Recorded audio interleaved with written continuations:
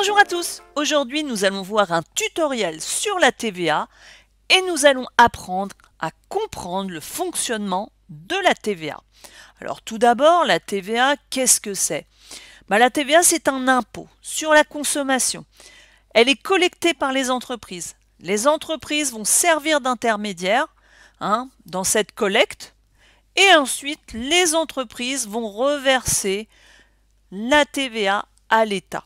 Alors on va voir un petit peu plus profondément comment ça se passe en allant voir un petit peu le mécanisme de la TVA. Alors en débutant par un petit peu de vocabulaire. La TVA collectée, c'est ce que va collecter les entreprises quand elles vendent des biens ou des services. Donc c'est le montant de TVA qu'elles collectent. Ça veut dire que la TVA collectée concerne les ventes. La TVA déductible. Donc elle, quand une entreprise va acheter des biens ou des services ou même des immobilisations, elle va payer de la TVA. Et cette TVA, elle va la déduire. Ça veut dire que la TVA déductible concerne les achats.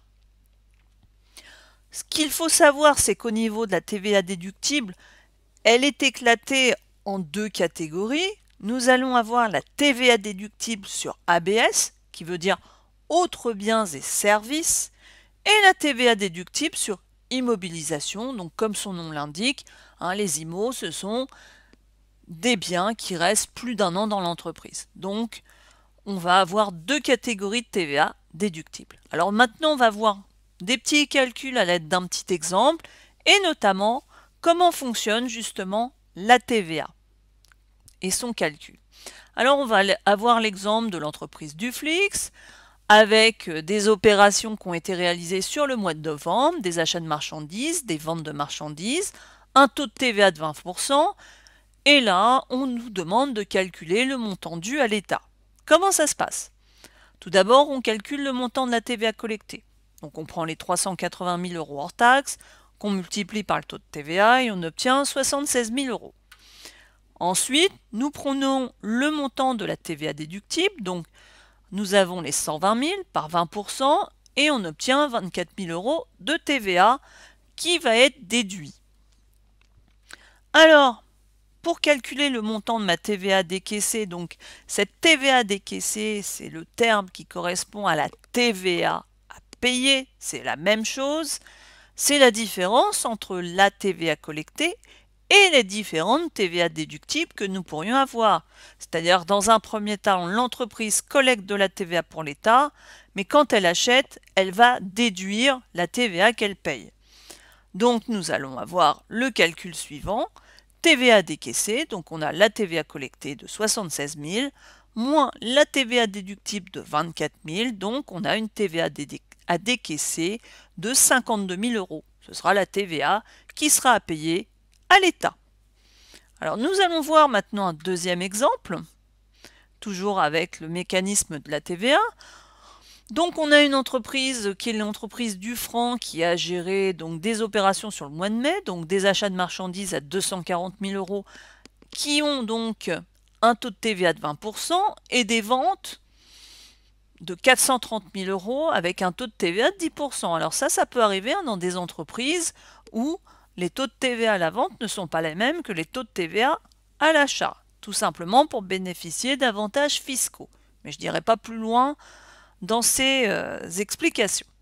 On nous demande ici de calculer le montant dû à l'État.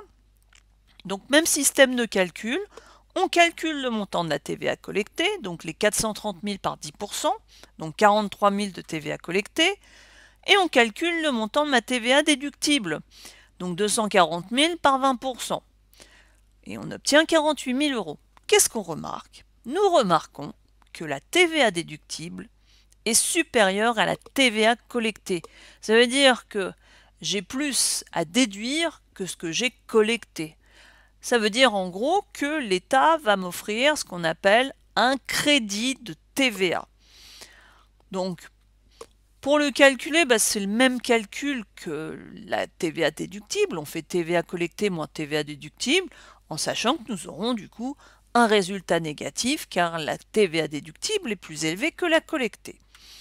Nous y allons, on réalise le petit calcul, donc on a bien 48 000 moins 43 000, et nous avons donc un crédit de 5 000 euros. Ce crédit de TVA sera reporté sur la déclaration, là nous étions au mois de mai, du mois de juin. Alors, on pourrait avoir des cas spécifiques, on peut avoir des entreprises qui sont en permanence en crédit de TVA ou qui peuvent se faire rembourser par l'État. Ça peut arriver, je n'irai pas non plus dans le détail sur ces éléments, néanmoins ça peut arriver selon les conditions que l'on veut mettre en place dans son entreprise et que l'on veut mettre en place fiscalement. Alors, ce report de TVA, on va voir ce que l'on en fait sur le mois qui suit, donc le mois de juin. Donc nous sommes toujours sur l'entreprise du franc, avec des achats de marchandises, des ventes de marchandises, et son crédit de TVA du mois de mai. Alors, on recalcule mon montant de TVA collecté, on calcule mon montant de TVA déductible, le montant de ma TVA à décaisser, il va être tout simplement égal à ma TVA collectée, moins ma TVA déductible, et je vais retirer mon crédit de TVA qui était présent le mois d'avant. Ce qui fait donc une TVA à décaisser de 62 500, moins 50 000, moins 5 000, donc 7 500 euros que j'aurai à payer à l'État. Alors, si on veut conclure justement avec le mécanisme de la TVA, quand ma TVA collectée est supérieure à ma TVA déductible, alors j'aurai une TVA à décaisser ou à payer, selon le vocabulaire que vous voulez employer.